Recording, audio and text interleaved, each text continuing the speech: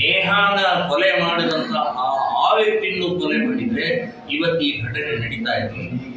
So ಇವತ್ತು court ವಿಫಲ ಆಗಿದೆ, ಪೊಲೀಸ್ ಸ್ಟೇಷನ್ ವಿಫಲ ಆಗಿದೆ, ರಾಜಕಾರಣಿಗಳು ವಿಫಲ ಆಗಿದ್ದರಿಂದ ಶ್ರೀರಾಮ ಸೇನೆ ಸಂಘಟನೆ ಮಹಿಳೆಯರ ರಕ್ಷಣೆಗೋಸ್ಕರ ನಾವು ದೊಡ್ಡ ಹೆಜ್ಜೆಯನ್ನು ಇಟ್ಟಿದ್ದೀವಿ ಅಂತ.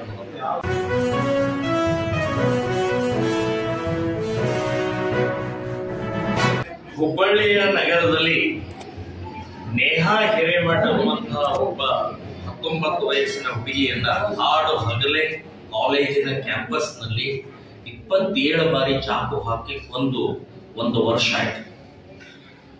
ಇವತ್ತಿನ ತನಕ ಯಾವುದೇ ರೀತಿಯ ಪ್ರಕ್ರಿಯೆ ಆಗಿಲ್ಲ. ಆ ವ್ಯಕ್ತಿ ಇವತ್ತು ಜೈಲಿನಲ್ಲಿ ಆನಂದವಾಗಿ ಕಾಲ ಕಳೀತಾ ಇದ್ದಾರೆ. ಅವನ ಪರವಾಗಿ ಮುಸ್ಲಿಂ ಅಡ್ವೊಕೇಟ್ಗಳು ಕೂಡ ಇವತ್ತು ಕೈ ಜೋಡಿಸಿ ಅವನನ್ನು ಬಿಡಿಸುವಂತ ಪ್ರಯತ್ನದಲ್ಲೂ ಕೂಡ ಇದ್ದಾರೆ. ಒಬ್ಬ ಕೊಲೆಗಡಕನ. ಸೊ ಅಂಥ ಒಂದು ನೆನಪ ಮಾಡೋಗೋಸ್ಕರ ವಾರ್ಷಿಕ ಶ್ರದ್ಧಾಂಜಲಿ ಅಂತ ಹೇಳಿ ಕಾರ್ಯಕ್ರಮ ಇವತ್ತಿನ ದಿನ ನಾವು ಹುಬ್ಬಳ್ಳಿ ನಗರದಲ್ಲಿ 1,000 ಮಹಿಳೆಯರಿಗೆ ತ್ರಿಶೂಲ ದೀಕ್ಷಾ ಕೊಡ್ತಾ ಇದ್ದೀವಿ. ತ್ರಿಶೂಲ ಅಂತ ಅನ್ನುವಂಥದ್ದು ಒಂದು ಸಾಂಕೇತಿಕವಾದಂತ ಅವರಿಗೆ ಧೈರ್ಯ ಸ್ಥೈರ್ಯ ಕೊಡೋಗೋಸ್ಕರನೇ ಈ ಕಾರ್ಯಕ್ರಮ.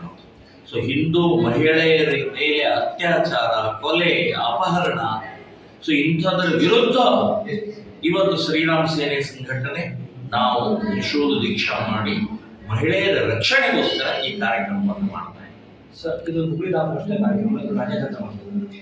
ಇಡೀ ರಾಜ್ಯಾದ್ಯಂತ 100 ಕಡೆ 100 ಪ್ಲೇಸಸ್ ನಲ್ಲಿ ಈ ತ್ರಿಶೂಲ ದೀಕ್ಷಾ ಮೂಲಕ ಲಕ್ಷಾಂತರ ಮಹಿಳೆಯರಿಗೆ ಧೈರ್ಯ ಸ್ಥೈರ್ಯ ಕೊಡೋಗೋಸ್ಕರನೇ ನಮ್ಮ ಈ ಕಾರ್ಯಕ್ರಮ.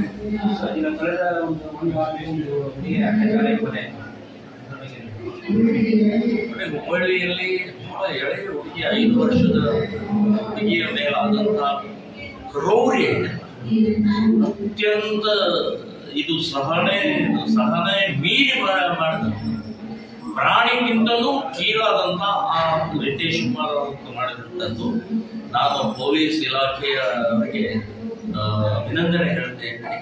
ಇದೇ ಮಾದರಿಯಲ್ಲಿ ನೇಹಾನ ಕೊಲೆ ಮಾಡಿದಂತ ಆ ವ್ಯಕ್ತಿಯನ್ನು ಕೊಲೆ ಮಾಡಿದ್ರೆ ಇವತ್ತು ಈ ಘಟನೆ ನಡೀತಾ ಇದೆ.